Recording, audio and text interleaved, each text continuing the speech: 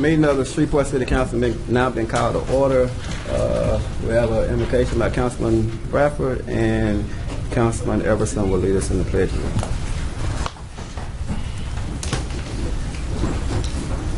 Let's pray. Oh God, how we thank you for another day of blessings. We thank you, Lord, for allowing us to assemble once again as we would transact the business of this city. We ask, Lord, that you would bless our mayor and all the council members and those who partake of the governance of this city. We pray that this meeting would be decent and in order, and that all we do here would be pleasing in thy sight as well as beneficial to the citizens of this city. It is thy name that we pray. Amen. Amen. Please join me in the Pledge of Allegiance. I pledge allegiance to the flag of the United States of America and to the republic for which it stands, one nation, under God, indivisible, with liberty and justice for all. Madam Clerk, you call the roll, please. Councilman Bradford. Present. Councilman Elliott. Here. Councilman Jenkins. Present. Councilman Cole. Present. Councilman Floyd. Present. Councilwoman Lynch. And Councilman Gordon. Here. And tomorrow we entertain a motion to approve the minutes of the administrative conference and the council meeting previous. You can expect one. I know. Sir. Does any council member have any awards or recognition of distinguished guests at this time?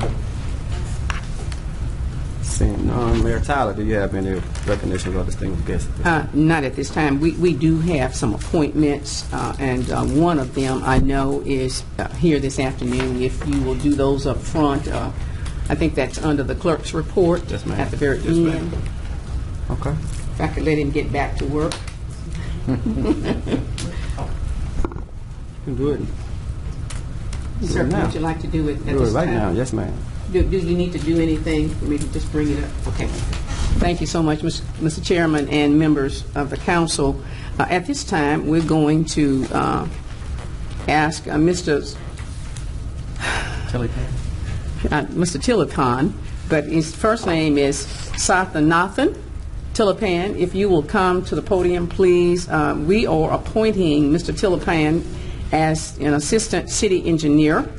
He is replacing, of course, someone who left us and went to do something else.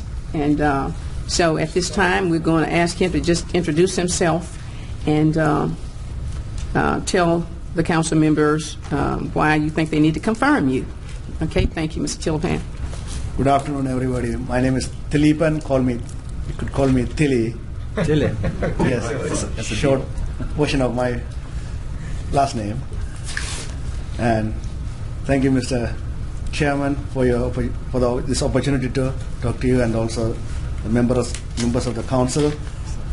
And thank you, Mayor, for your confirmation, and thank you, Mr. Furlong, for your recommendation. And talk about me. I did my bachelor's in Sri Lanka, then I did my master's in University of Reno, Nevada. So I got my funding to do my research on asphalt. So I worked with Dr. Peter Sabali, who's my professor. He's one of the leading professors in asphalt research. So we have a super research lab in University of Reno, Nevada for Western region. It's a nationally funded lab. So I worked there for 2 years and graduated with a master's. Then I worked in various companies on road construction, geotechnical and structural. And then last almost 2 years I'm working in the city of Shreveport, working under Mr. Glasgow. All right, thank you. Are there any questions from Mr. Tilipan? But this is to replace Andy's position, Andy's right? position. Correct. I have a question. With your background in asphalt, do you have any suggestions on, I guess, both how we can, when we do these asphalt patches in concrete in particular, is there any innovative blends of asphalt that will adhere to the concrete? I mean, invariably we get these patches and then 6 months later they don't adhere to, since obviously part of your master's was in some kind of innovative parts of asphalt, are there any areas that either research is being done or that we may be able to incorporate into our repair model? Yes, very good question, and also it's cost associated with it. But normally the reflective cracking, there's no silver bullet for reflective cracking. So when we have the pretty bad cracked concrete road, we have other alternatives called crack and seat. So we can crack it. It's a resonance breaker. We'll break it every 2 feet. So it makes it in a small panel. So that's one technique. Then we can put an overlay on top. After I moved here, I talked to someone on DOTD. They had a pioneer project somewhere in Bossier. Then another one is rubberizing. That means it's crack the concrete into small pieces, 6-inch pieces. Then we make it as a stronger base. Then we put an overlay so that the reflective cracking will not propagate to the surface of the asphalt. Normally 1 inch per crack per year. That's a rule of thumb when you put an overlay. If you put 2-inch overlay, in 2 years, we are expected to see the reflective cracking.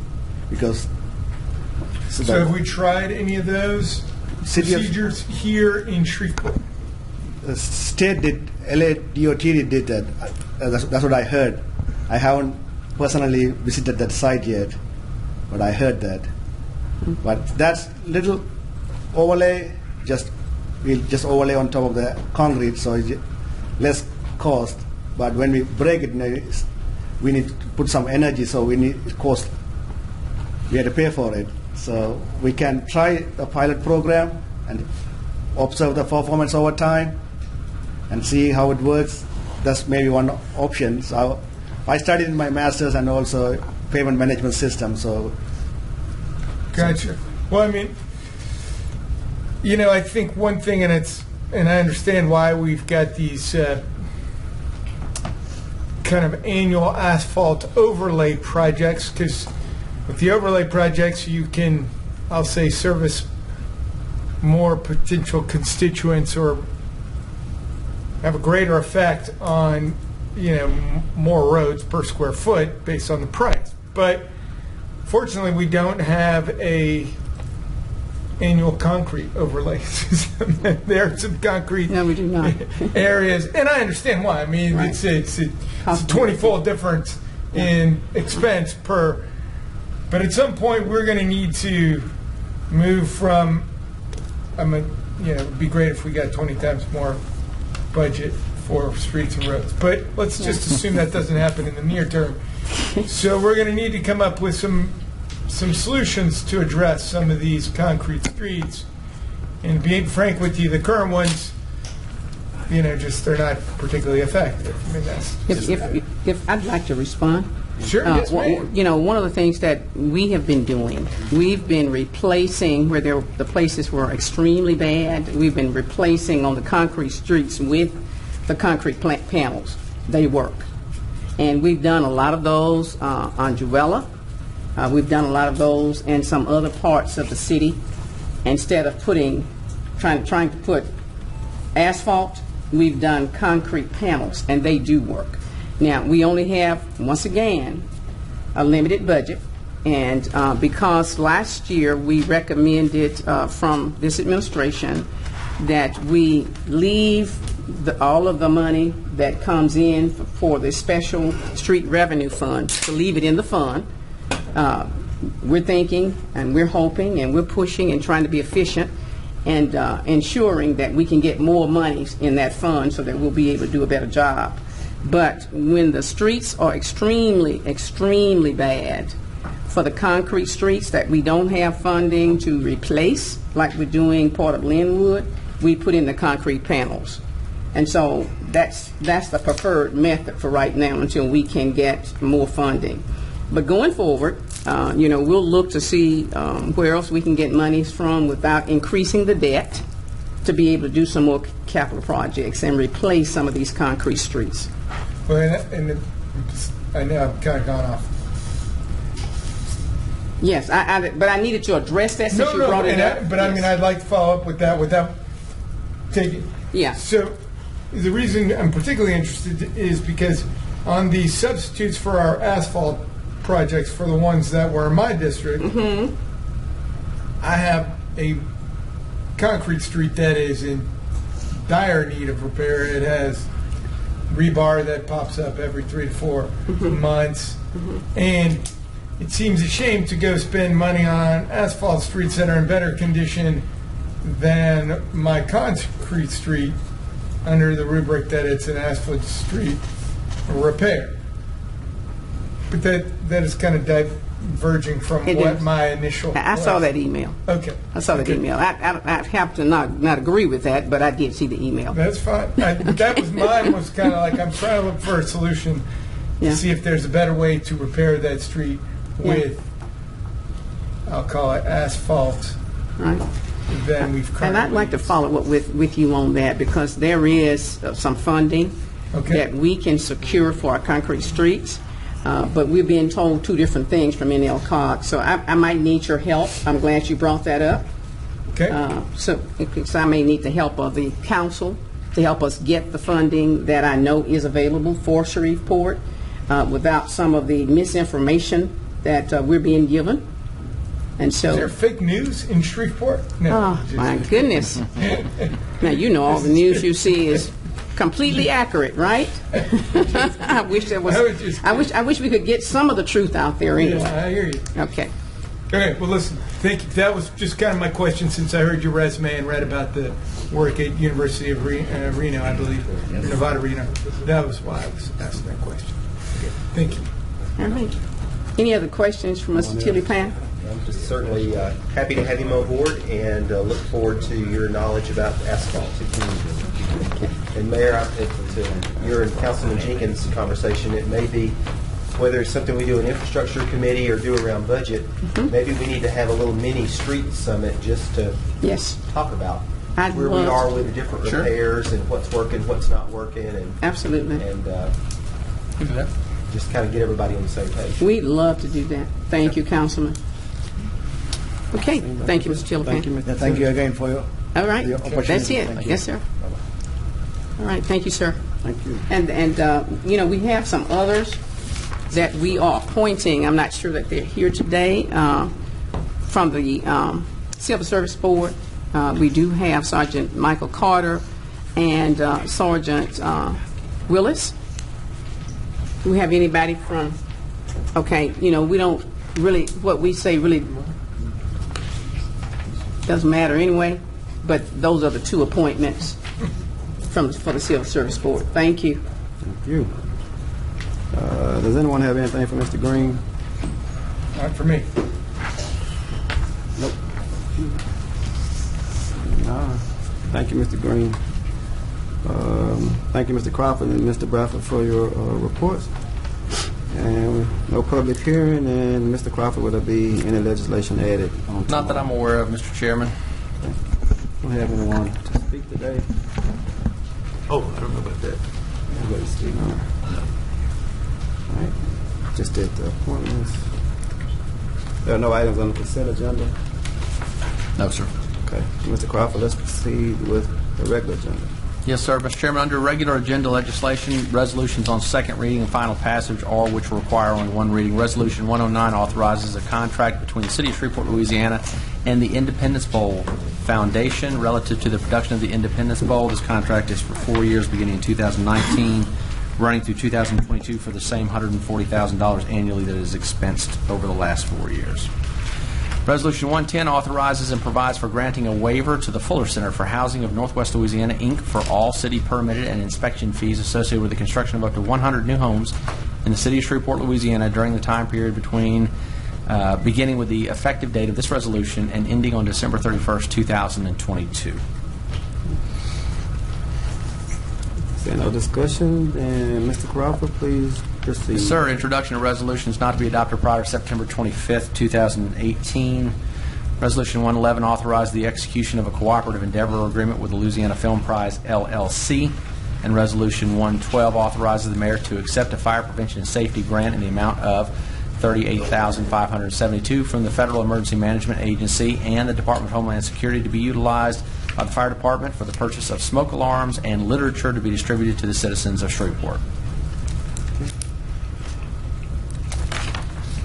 Any question? Discussion? Okay.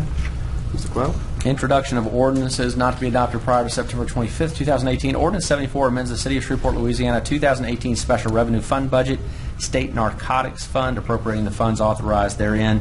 This will move $10,000 from improvements in equipment to $10,000 in other charges for that crime investigation State Narcotics Fund. Ordinance number 75 authorizes and provides for the encroachment of a portion of city public dedication from Lot 15, Piermont Hills subdivision. Ordinance 76 authorizes the mayor to execute a lease of city-owned property located at 109 Spring Street, Shreveport, Louisiana 71101, in Caddo Parish to 107 Spring Street, LLC, for improvements to be subject property, including creation of additional downtown parking, public parking, for purposes which benefit the public. That's in 107. Okay. All right. Mr. Crawford, will you proceed with ordinance on second reading final? Yes, sir. Mr. Chairman, may I interrupt just a moment? I have a question about number 76. Yes, sir. Where exactly? I hadn't had a chance to look at that. That is a business that is, if you know where the parking garage is and where Spring Street runs behind the Convention Center parking garage, Yes, sir. it's the business that's right on the other side, and they currently use a gravel lot over there, and they're just wanting to pave that lot, and it's actually beneficial for us and the Convention Center that we'll be able to use after hours over there. Okay, thank There you. should have been a map attached to it, but it might be a little hard to distinguish exactly where it is. The map is attached, but Okay. Yeah, maybe a little difficult. it didn't. Takes a while to get oriented. Sure. Because it doesn't say Shreveport Convention Center Yeah, right here. right. Would have made it a lot. This is the parking garage, but once I figured that out, it was I blame that on engineering. So. Yeah, that's it. Patrick. parking lot here. He's still new, so he's learning. Mr. Chairman, we're now under ordinances on second reading and final passage. Ordinance number 73 amends the City of Shreveport, Louisiana 2018 general fund budget. And this is for the voice logging system for fire and police, requirement for 911 so we can record their phone conversations called to 911 after they're going from analog to digital. So we're moving $89,000 from PD from personal services to equipment, and then $58,300 from SFD. Same thing, personal services to equipment to accommodate that. All right. Question? Discussion on that? Okay. Seeing none. We have no table for discussion. I don't expect to bring mine up off the table this week. Okay. Appeals? We do have one, Mr. Chairman, and Mr. Green's on his way up to talk about it. Yeah, this is one. I don't mean to cut him off. I was just going to start intro. Okay. This case is 219 Columbia Street.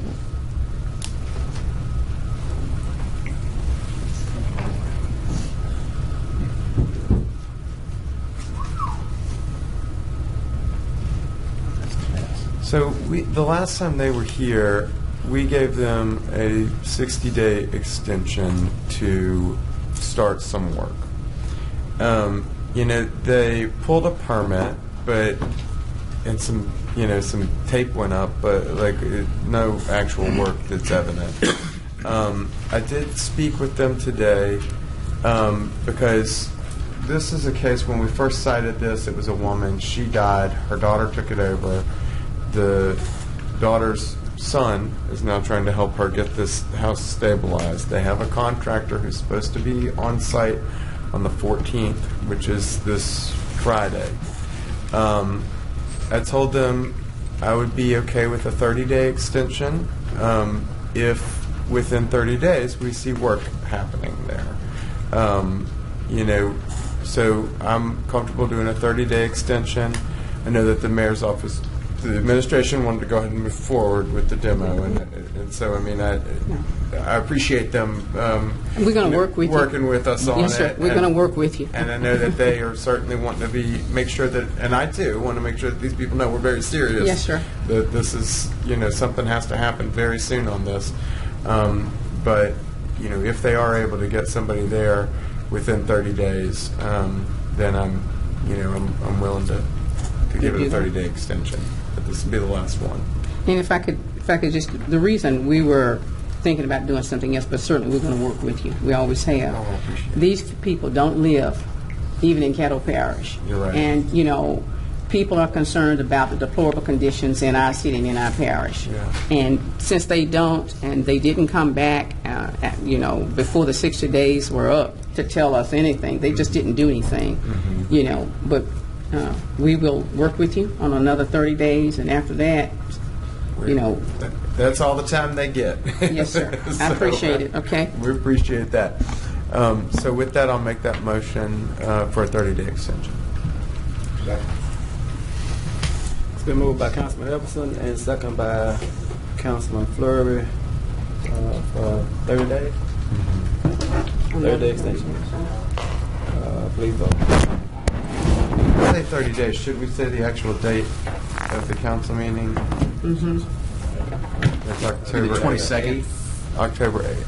7th or 8th? Oh, Yeah, 30 days. 30 days Okay. from date. Go with October 8th. And that motion carries with 6 and 1 absent. So it's about 28 days, so Yeah, because So what's that? let's see, September, about 30 days in. That's the 7th is a Sunday? Yeah. It would not be If it's a Monday, you have to have a Tuesday prior. No. You're working backwards on that. Got it. So is it 30 days or 28 days? What, 28 days. 28 days, okay. Yes. Thank you for clarifying Well, that. We should make sure and get that on the record. We're talking about the 8th of October is the Okay. date All that it's right. got to be done by. Okay, thank you, sir. And there are no other appeals today. No FEC appeals tomorrow. Are there any? Is there anything else, Mr. Thompson? That's it. No, sir, no other appeals.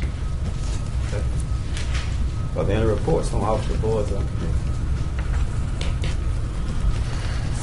Zero. And Mr. I will just briefly say, I know that it's been a minute since our last master plan committee meeting with the changes in NPC staff. The interim director over there has reached out with a couple of dates and have confirmed one, so I think we'll have an invitation going out soon for that, for the next meeting of that committee. We're anticipating that'll be the first week of October. Okay. All right. Clerk's report, Mr. Thompson. Mr. Chairman, we didn't think that we could put any of these appointments on the agenda because you've known about it for 2 weeks, but you didn't get the mayor's letter until later. But if anybody wants to move forward, I mean, that would be, you can suspend the rules and do either one of those if you want to tomorrow. Tomorrow, and I'll be wanting to suspend the rules and moving forward. And we have an executive session tomorrow. Or we have a meeting to determine whether or not we will have an executive session tomorrow. And is that's our posted? Or? Yes, it's Yeah, on. there we go.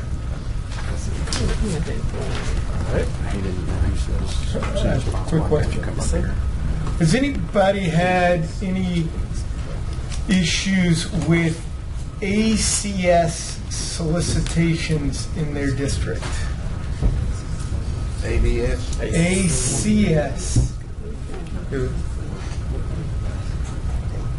CS? And I guess the second question is, how do I find out if they have applied for a permit to do solicitation, to knock on doors? You'll send me an email, I'll get with PD, and Because unfortunately, it's some type of a rehabilitation program where they get community credit, but I'm not sure that if they're doing it illegally, that's a very good model. And I'm not sure the overarching organization really recognizes what's going on here. okay, we'll check on it. Okay, I will, ACS, I believe, is the name, but I'm going to get the thing. That's it. That's all I have. Councilman Bradford. Yeah, Mr. Chairman. Councilman Jefferson, I think in our previous meeting, we had a discussion regarding the railroad crossings, Lake Street, Yes. and you said you wanted to move forward. What's your position on that? I actually had a discussion with the city attorney's office last week about that. They gave an update on what they thought was required in order to get the intended goal that we had, and I gave some feedback about what wasn't necessarily required, but what I think would be helpful in communicating it. So I think we'll anticipate something not ready for tomorrow, but the next meeting. Yeah. So yeah, they should have that language ready for review pretty soon, and then once approved, we'll get it on that agenda. But they did follow up with kind of the legal side of it, and I gave a little, maybe just how the voice might help, the tone that we want to put in there to get some action out of the railroad folks. So look forward to moving forward with that soon. Thank you for asking, and it should be ready relatively soon. And there's in fact another piece of legislation or two that will be coming during that meeting, not related to that, but I'll keep the council posted. But a few things that we've been working on seem to be wrapping up around the same time, so I'll keep y'all posted. Okay. The city council, To your recollection or account, the 2011 bond money, is there any balance in there? Is most of it's gone?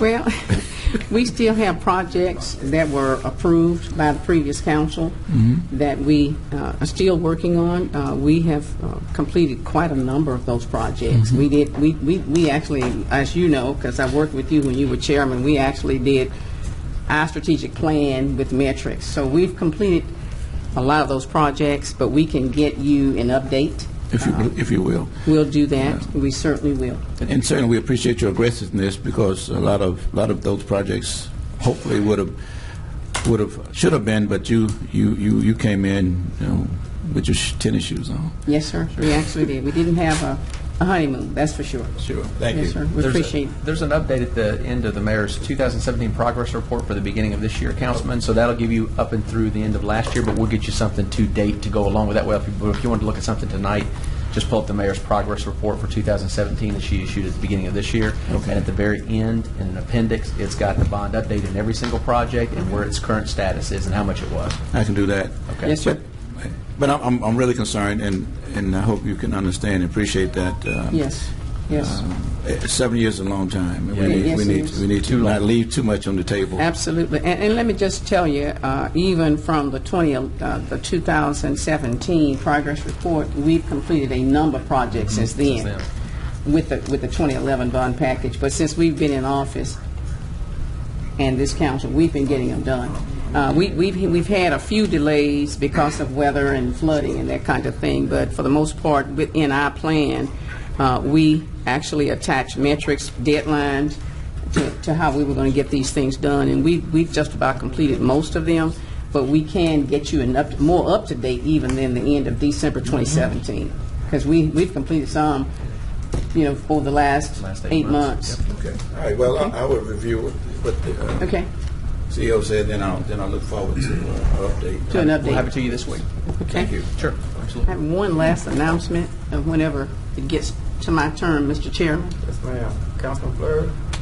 Yes, Mr. Chairman and members of council, I'd like to acknowledge that the fine work that the Shreveport Fire Department did during the chemical fire out west of town. They did an extraordinary, great job, as they always do. But so proud that they were able to assist. And I believe that's, I don't need to get explained now, but I will before end of this year about how the mutual aid agreements work and reimbursement and everything. But I just want to compliment them. They did a great job out there during that time. Very proud of Yeah. Great. Thank you, sir. Speaking of fire department. No, I had one other thing, please. In regards to the gas company, that's their subcontractors, in particular at Texas and Murphy Street, when they're digging and they're going back with asphalt to fill it, they're not filling the holes up completely, and you got a bump there, and also down Stoner in that area over. So I just would like the administration to know they're not restoring it back to like it was. Yeah, and we've been on them. Yeah, we I tell you, we're getting updates weekly on a lot of these issues, and I know that you've heard probably from citizens about, some of the streets haven't been fixed, and then all of a sudden we've got these square patches that have now been not put back and restored appropriately, and we're getting blamed for those. And a lot of them have to do with the utility companies, and so we've been in conversations with them, and we're having to actually follow up behind them on a lot of those projects. All of a sudden, everybody is upgrading now that we're working on streets and drainage, but we certainly will be following up. We've been having those conversations on a weekly basis. We'll get, and whenever you see one, just report those. Absolutely. So we can follow up with the company. I drive that direction regularly now every week, and I just happen to notice there that they're filling them with that fresh asphalt, but they're not filling up the hole. Right. Okay. That's the same thing they did Yes. in a similar location not long ago, and Yes. they had to be made to go back and repair that, and it has been a persistent problem. Well, we're having to go back and get them to come back out. Certainly, you all did pass an ordinance a few months ago. We brought that to you on purpose because we wanted people to know who was responsible for some of the work that is not being restored, and you did pass that for us, and they're not even following it. And so now enforcement is an issue. We've asked them to even put up their signs with a contact number so that if citizens had concerns, they would know who to call, but they call us on everything, and of course, we get blamed for it. But we are following up. We're not going to. We are following up when we know about those. They don't always tell us where they're going to be doing work. We find out after the fact usually, and so we're looking at putting in and streamlining another process. But we'll follow up. Thank you, Mr. Chairman. Madam Mayor. Yes, sir. I'm going to ask Chief Wolverton, speaking of our great fire department, to come up. They've been asked to assist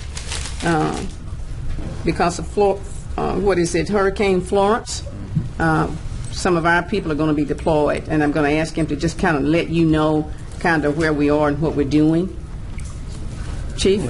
Yes. Council members, yesterday we received an alert notification for some Swiftwater technicians to deploy to South Carolina, or possible deployment to South Carolina, to assist with the Hurricane Florence coming in. Today we got, that was finalized. It's a emergency management assistance compact agreement, state to state, between Louisiana and the state of South Carolina.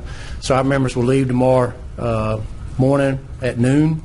They should spend the night in Atlanta and then make the rest of the trek. They have to be in a staging location in Columbia, South Carolina by 12 noon on Wednesday. So we'll be sending 8 Swiftwater technicians, 1 task force leader, 1 rescue manager, and 2 members to supply a management positions on the incident support team. Is it 8 more?